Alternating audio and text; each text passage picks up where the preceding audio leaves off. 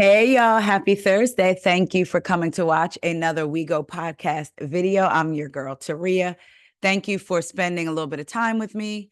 For those of y'all that know, y'all already know I do gig work. For those of y'all that don't know and are new here, welcome. I do gig work, meaning I never say the name of the company, but people get in my car and they get from point A to B.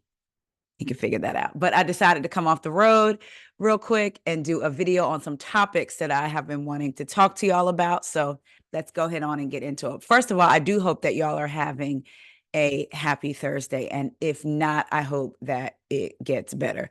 When I tell y'all some of the people that I have picked up recently, I just be having to pray and cleanse when they get out because people are really dealing with some heavy stuff. And I think sometimes we have to take a step back and be thankful for what we're not going through necessarily. Like, I'm gonna share some of these wild stories with y'all. I recently started membership, so I'm gonna start doing members only videos and members only lives as soon as I figure out how to go live from Zoom. I may have to switch to another application like StreamYard or something. I don't know. But I'll just say between a woman getting in, me picking her up with her either 2 or 3 year old. Actually, she was more like a young girl, but probably like in her 20s. Me picking her up from the pharmacy where there was an urgent care right next to it, and finding out that her man had given her an STD, and then her calling, screaming into the phone on him because she was letting him move in with her that week. And then she found out there was another woman. Between that to the girl, I have picked up more than one occasion. So she got in the car like, "Hey, girl, you just won't believe what is going on." This was yesterday. I just show up and say, "Hey, how you doing?"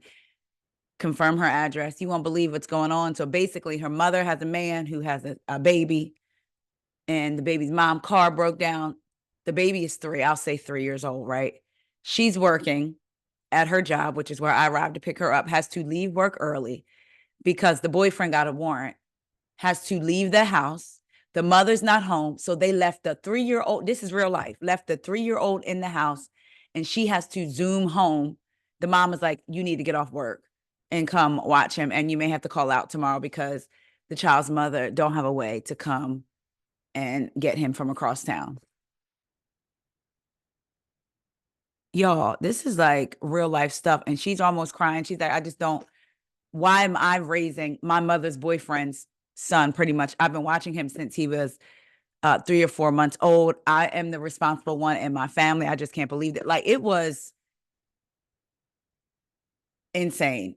And I was like, oh my God. So people are like really dealing with some things out here. If any of you that are watching that are dealing with some things, I'm praying for you too, that there be a shift, something, because there's a lot going on. Speaking of a lot going on, let's get into some things. First up, let's talk about Harvey Weinstein. So this is according to NBC News. Harvey Weinstein's 2020 RAP conviction overturned by New York appeals court. Weinstein, 72, has been serving a 23-year sentence in New York prison following his conviction on charges of a criminal X act. Harvey Weinstein's 2020 RAP conviction was overturned Thursday in New York, making way for a new trial. The state court of appeals found that the judge in the landmark #MeToo trial prejudiced the former film mogul with improper rulings, including a decision to let women testify about allegations that weren't a part of the case.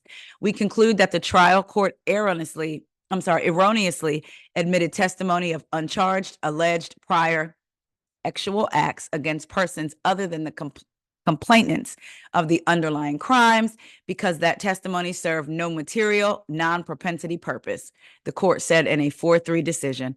The court compounded that error when it ruled that defendant, who had no criminal history, could be cross-examined about those allegations, as well as numerous allegations of misconduct that portrayed defendant in a highly prejudicial light.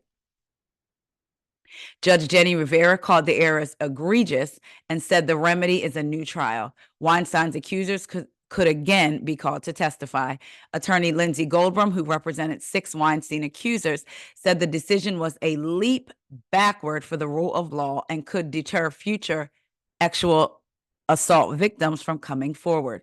To all victims of sexual assault who are re-traumatized by today's ruling, I am so sorry, said Goldberg, whose clients included model Tarali Wolf, who testified that Weinstein R''d her at his Manhattan apartment in 2005 after having lured her there with talk of a movie audition. A spokesperson for the Manhattan District Attorney's Office said it will do everything in our power to retry this case and remain steadfast in our commitment to survivors of sexual assault. Douglas H. Wigner, an attorney who has represented 8 Weinstein accusers, slammed the decision and said it is a major step back in holding those accountable for acts of sexual violence. Courts routinely admit evidence of other uncharged acts where they assist jurors in understanding issues concerning their intent, modus operandi, or scheme of the defendant, he said in a statement. Wigner said that overturning the conviction was tragic and that it will require the victims to endure yet another trial. Judge Madeline Singas, in a dissenting opinion, accused the majority of whitewashing the facts to conform to a he said, she said narrative and failing to recognize that the jury was allowed to consider Weinstein's past assaults. This court has continued a disturbing trend of overturning juries' guilty verdicts in cases involving sexual violence. In a separate dissenting opinion, Judge Anthony Canataro said the decision was an unfortunate step backwards. Weinstein, 72, has been serving a 23-year sentence in a New York prison following his conviction on charges of Criminal X Act for forcibly performing oral on a TV and film production assistant in 2006, and R in the third degree for an attack on an aspiring actor in 2013. The charges came to light in 2017 following investigative reports published by the New York Times and the New Yorker. His pattern of sexual abuse and lack of accountability helped fuel the Me Too movement. Judah Engelmayer, a spokesperson for Weinstein, said they are thrilled with the court's decision. Obviously, they are. We obviously have a long road ahead of us in California. Weinstein's lawyer, Arthur Adela, said the decision was a victory for his client and every criminal defendant in the United States of America. Now, Weinstein also faced charges in Los Angeles and was convicted in 2022. In 2022 of R-ing someone and sentenced to 16 years in prison. He was acquitted of a count of sexual battery in that case. So he's still in jail because that case wasn't overturned or anything like that. The story is still developing. Please check back for updates. My hearts go out to the victims because, like they said, they're going to be re-traumatized, having to re-testify in this case. It's so angering. It's almost like just women and even men for that matter who've been sexually violated. But as a woman, I'm speaking for me because I am a woman, and I just feel like people just don't care. They just really don't care if a woman is violated. You can move on. You can live your life. It doesn't matter. We know he did these things, but on a technicality, X, Y, and Z. I mean, I don't even know if it's a technicality. I don't know. It just infuriates me. I think about myself, and as a woman, some things I've had to experience. And then I have 2 daughters, right? And I think about them. My oldest is 27. My youngest daughter is 19 on a college campus. I think about that also. Like, I don't know, it just infuriates me. I'll just say that. So we'll continue following up with this story. Let's talk about another charge. All right, y'all. Brendan Paul, Diddy's assistant, charged with drug felony. Let's get into it. According to TMZ, Diddy's associate, Brendan Paul, has just been charged with 1 felony count of drug possession, and it could spell trouble for the rap mogul. Paul, a former Syracuse men's basketball player, that's where my daughter goes, Syracuse, who worked as Diddy's main assistant, was arrested in March at the Miami Opa-locka Executive Airport after feds searched his bag and allegedly found cocaine. Every time I see that word, I think of Mariah. Cocaine. And marijuana candy. He was arrested and taken into custody at the same time the feds were raiding Diddy's Miami and LA mansion. So y'all remember that, right? The 25-year-old, who was extremely close to Diddy and was privy to Diddy's comings and goings, pled not guilty. His lawyer, Brian Bieber, tells TMZ, "We will be dealing with this case in the courtroom, not in the public of opinion. As we have extensively reported, Diddy is in the crosshairs of the feds. He's being investigated for trafficking, illegal gun possession, and other alleged crimes. The wild card, however, is now Brendan Paul. The feds are clearly not eyeing this as a major crime, but they're now in a position to offer Paul a deal, possibly dropping or reducing the charges in return for cooperation in the Diddy case." So that doesn't sound like that's going to be good for Diddy. I mean, think about it. You got this 25-year-old who was Diddy's assistant and was allegedly the DRUG carrier. He had the things, right? He's been arrested and charged, and now they say, hey, check this out. We're going to get rid of all the charges, do da-da-da-da-da-da-da. In return, what is it called? State's evidence. You see, I used to want to be a lawyer, but so I'll be thinking I know the terms. But either way, if he drops a dime on Diddy, tells all the things, like that may not go in his favor. I mean, he was up close and personal with him. It was his assistant. Part of me feels like that's what might happen. Either way, just from this standpoint now, for me, I feel like it don't look good for Diddy in this prospect, unless he decides to become like Shine and take the fall. Who knows? Moving on, let's talk about someone who I said, believe it was yesterday, although I don't wish anybody to ever lose their jobs, there are some people that I just don't want to see back on some of the shows that I watch. One of these people, I don't care what y'all say. I know some people say she'd be good for Atlanta. We need to bring her back, Kim Zolciak. I stand by her ever since she said, what other white woman would sit on the couch with these black women and basically be hammered. There's something about Kim that has always kind of rubbed me the wrong way. And it just got worse throughout the years. I can admit she was funny in her earlier years and all that stuff, but there was still something about her. Y'all remember when she said her and Sheree looked alike, and Sheree went along with it. And then do y'all remember the first time Kim met Sheree's kids? It was Cairo, and I forget Sheree's youngest daughter. Tiara's the oldest, right? But it was Cairo and someone, and they were somewhere with Brielle and Ariana, who this story is actually about, with Kim. And Kim said that, oh my gosh, Kim said that Sheree's son looked like O.J. Simpson. Y'all remember that? I'm pretty sure she said it was O.J. Simpson. She said he looked like, yeah, I'm about to go back and watch old seasons of Atlanta. But anyway, let's get into this story. So let's talk about Kim and let's talk about Ariana. Ariana. Ariana Bierman blasts Kim's fake death Corey post. What in the hell, Ma?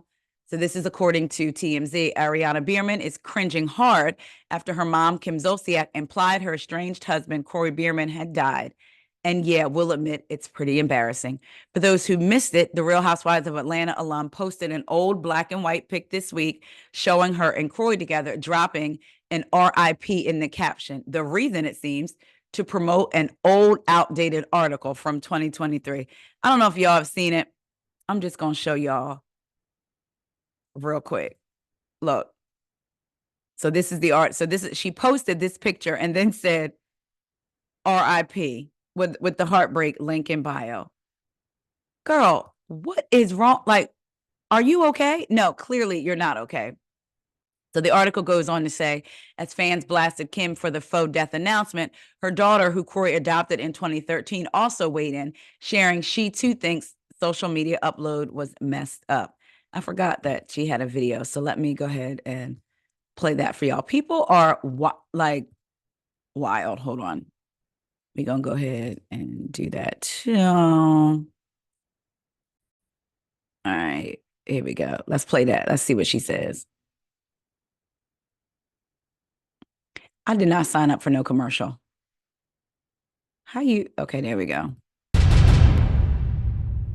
You guys, I had about a damn heart attack when I went on my Instagram. I physically don't have any fucking words.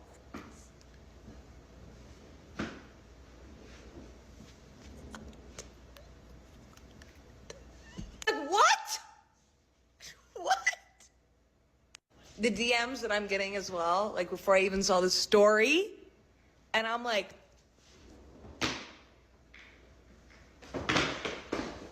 yeah, that.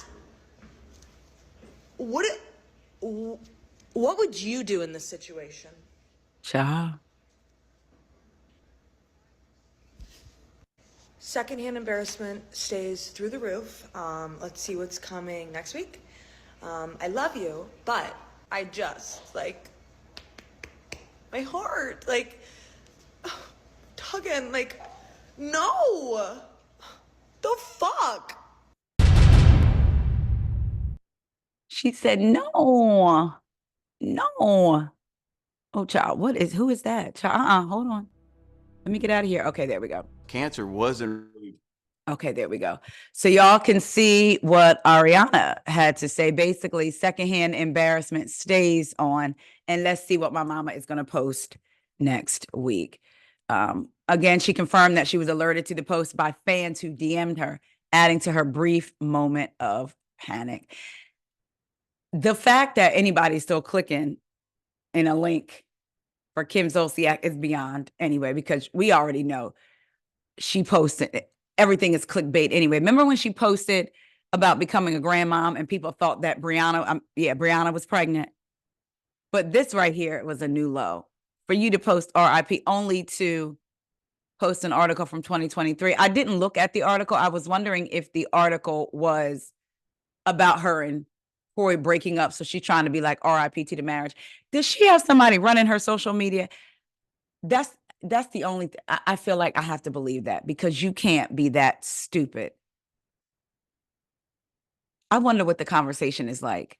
And where was Ariana in that video? It looked like a cute little house. Was that their home, or was she in her own place? Either way, Kim, girl. Next up, let's talk about Miss Tamar Braxton. So this is according to the Jasmine brand. Tamar Braxton says, all money ain't good money, honey. I added honey. All money ain't good money. As she reveals, she's had conversations to join the Real Housewives of Atlanta.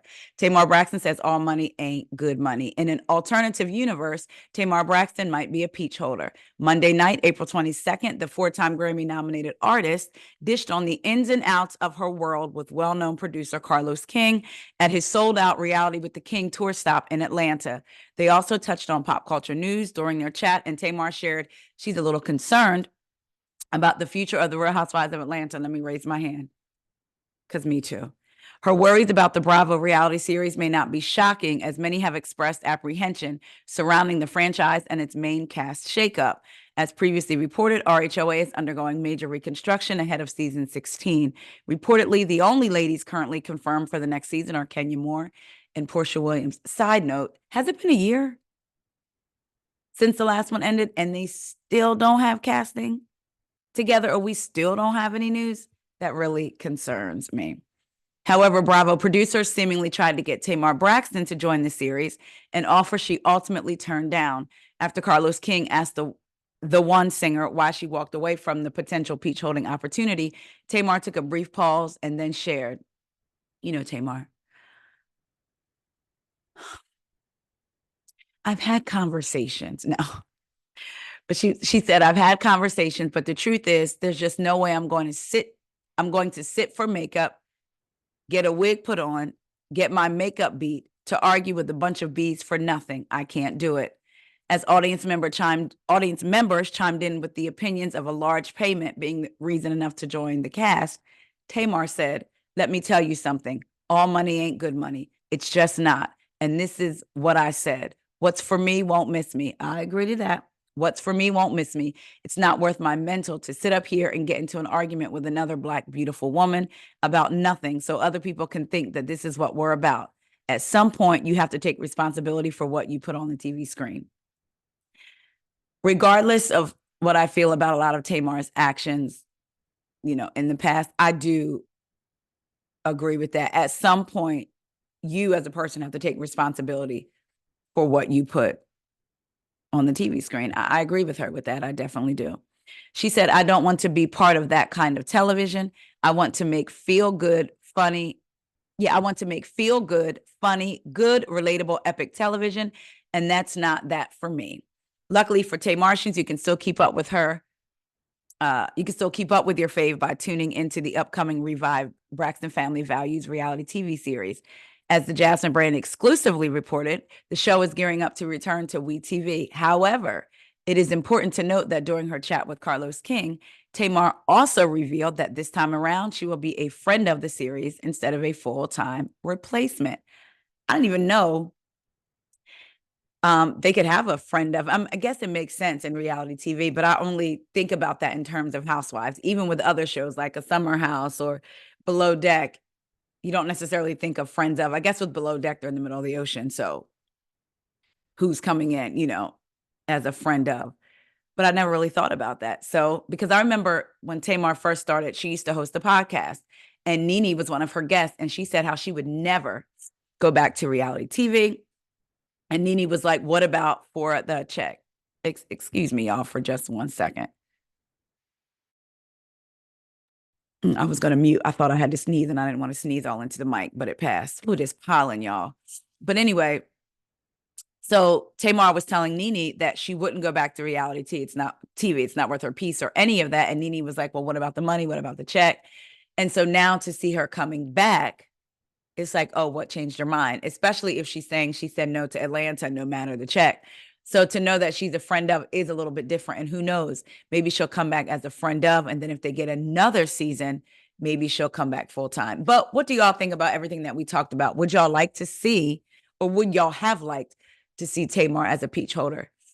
I think it would be entertaining, but Tamar to me swings between being a constant victim. Everything is always everybody coming at her. Everything is always her fault, to this enlightened version of herself, i.e., we need to take responsibility for what we put on TV. It seems like she swings back and forth, and there's not a medium ground. And for me, her medium ground would be staying the enlightened her consistent for at least 6 or 7 months, because we all know, boom, as soon as she's in that space, boom, something happens. And she's arguing with somebody online, in somebody's comments, what have you, right? But I would say that I think that she would be interesting on the show. She may work our nerves, or she may not. I don't know. I wonder if she ever considered being a friend of, but then again, whose friend would she be? But I guess she could be the same friend who she would have came in through. We shall see. So what do y'all think? Would y'all have wanted to see her on The Real Housewives of Atlanta? Are y'all going to watch the rebooted Braxton Family Values? What do y'all think about Kim Zolciak? I know what y'all think. You ain't even got to tell me that. I hope that we're all on the same page as far as Kim and her shenanigans. Y'all think Diddy's ex-assistant may end up spilling all to save his behind, and then Harvey Weinstein and his RAP conviction overturned. All right, y'all. I will talk to y'all later. See ya.